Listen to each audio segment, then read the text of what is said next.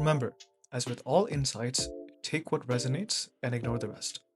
Number one, family is only obvious in hindsight. One of the clearest lessons this year was how much family actually matters to your well being. And I don't mean that in the cliche way. Everyone says family matters. And for the most part, everyone knows that family matters. But knowing something and living something are two very different things. This year, I went on two separate vacations, one to Toronto and just recently a huge family reunion in Sri Lanka, and hands down the best things about both trips was seeing and reconnecting with family members. It was quite surprising for me because I didn't really see myself that way. I thought I would be more interested in trying out new experiences and hitting on new kinds of chicks than sitting around and talking to my last living grandparent. And while yes, I still enjoyed the huzz, quality family time was literally the best part of my day and is the most meaningful when I reminisce back on those trips.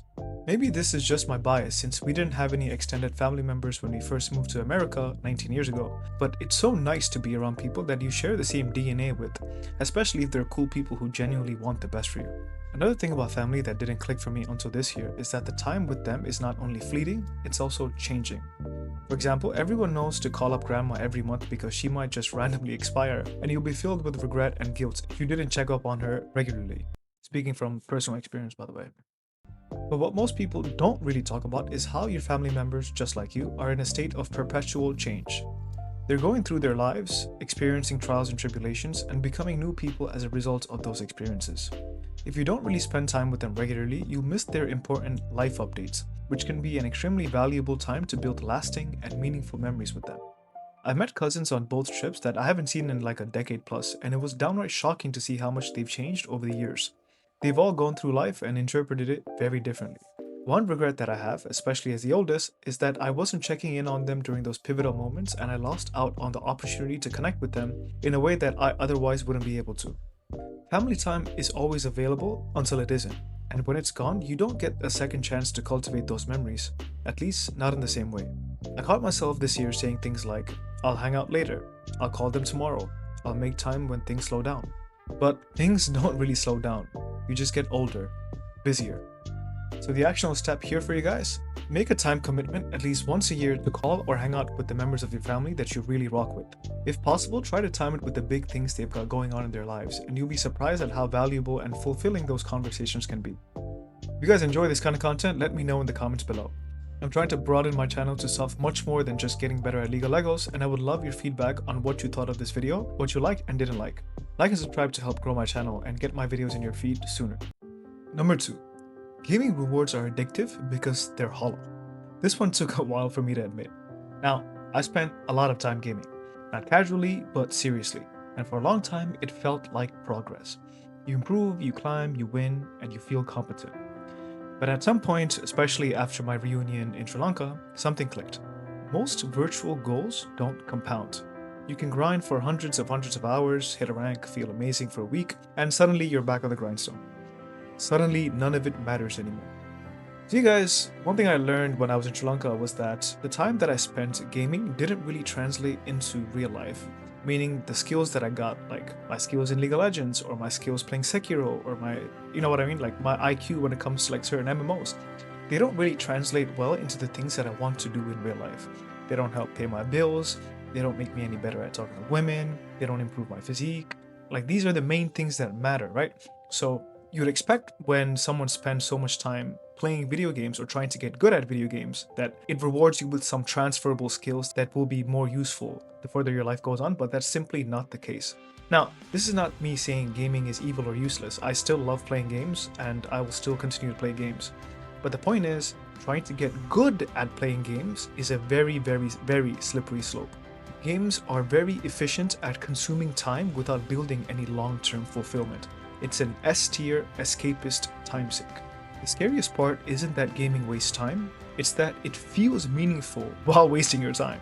Just because you're busy and focused and improving, quote unquote improving, doesn't really mean that this improvement has any sort of weight outside of the game's universe.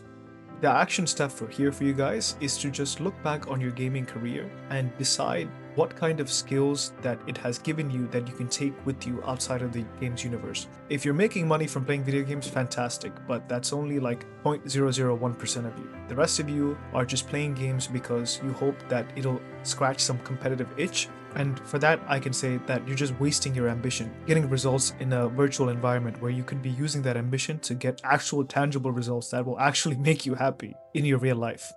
I mean, I wish someone would have told me this sooner, and it took me 27 years to realize this, but I have a good feeling if I realized this at 18 or 15, my life would look completely different now. Number 3. Crunch time reveals your subconscious values. This might be the most interesting lesson that I've learned this year. It's only during crunch time, when deadlines hit, pressure spikes, or when you're forced to perform instead of plan, that you not only realize what mattered in your preparation, but also what things you unconsciously hold dear to your heart. It shows you what skills are real, what habits actually help, and whether the prep was just comfort disguised as productivity. Since both of my trips this year came exactly during the middle and end of year respectively, I gave myself a good 5.5 months to grind for them. If I'm going to be overseas and escaping the rat race for a couple of weeks, then I figured I wanted to be ready for it. So I trained hard in the gym and obsessed over my diet like a fucking autist. Literally every day I would pore over my spreadsheets, agonizing over every single rep, every single calorie, every single measurement to ensure I would hit my vacation in prime physical condition. And it helped. During both of my trips to Toronto and Sri Lanka, I was in really good physical condition compared to the same time last year, and I was frequently and openly complimented on how good looking I was. Except, I realized that pretty much 80% of the prep that I had put into my physique was absolutely useless.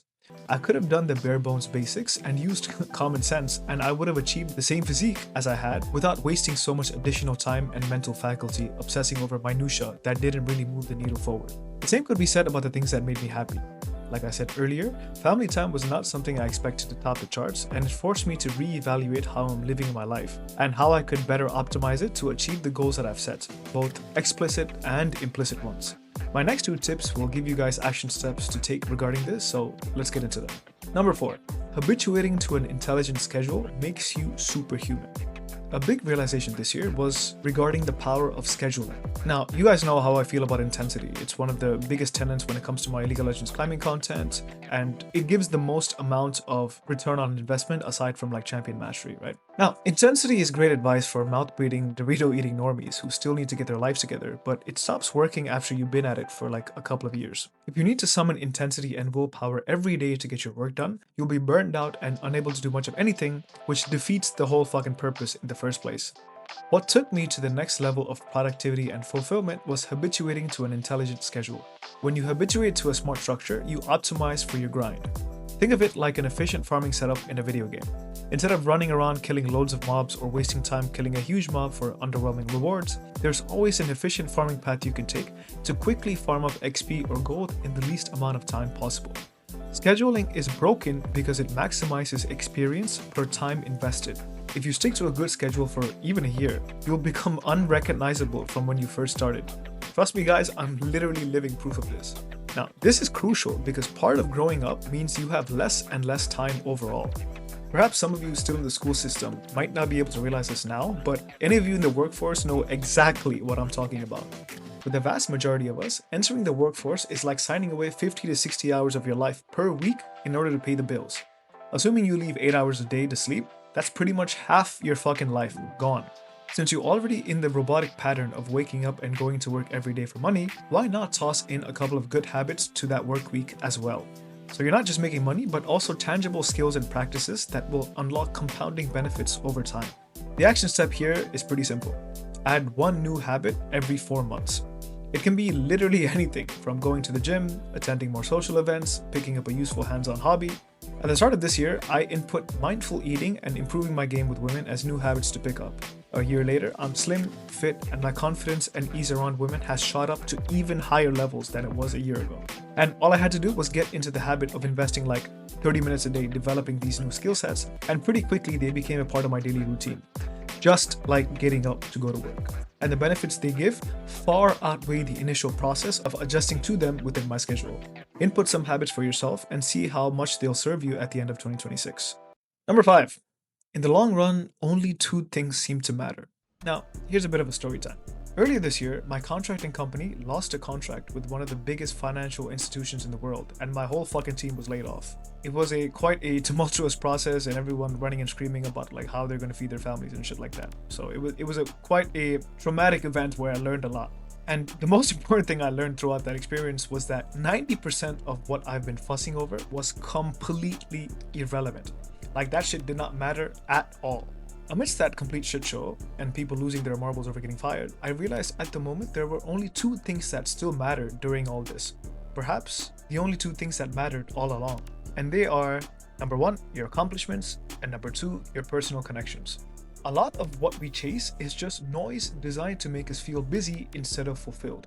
I spent this whole year setting big goals and big aspirations and working tirelessly towards them, only to realize at the end that I subconsciously wanted something a little bit differently, and most of the work that I did could be optimized by removing like fucking 80% of the workload. It was the accomplishments and networking I cultivated with my old company that gave me a new, easier job with much better pay after a few weeks. The people that I've been beefing with over some petty shit, irrelevant. The daily annoyance of having to take PATH and New York City Transit to get to my job, irrelevant.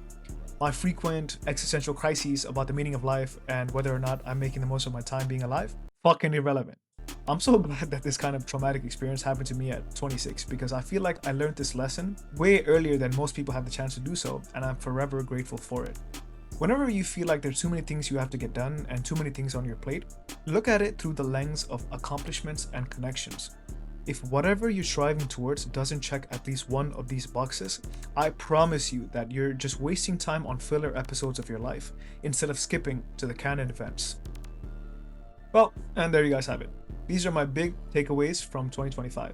All things considered, this was probably my most eventful year of my post-college life, and there were a lot of things that I accomplished and a lot of lifelong connections that I've made that have given me new perspective on life. As per usual, if you guys like this kind of content and would like to see more of it, like the video and subscribe to help out my channel.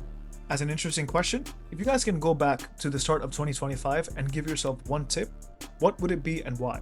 As for myself, I would, like I said in this video, I would just tell myself literally 75% of the shit I'm worrying about, just don't worry about it, because at the end, it doesn't really matter anyway.